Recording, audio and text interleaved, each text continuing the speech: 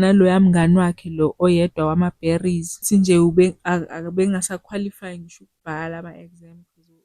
Wafele wonke ama-modules akhe shuthi ubevele engasafundi. Bevele nje esefocus-ele kwama-hook up full time engasenandaba nesikole. Nangempela-ke shame aphindele kubo sithi siyambona nangu uyafika ne-suitcase afike kubo. Methi uyafica, ufica nje ukhazini wakhe yajabula ukuthi, hawu kade ngakugcina wara wara wara.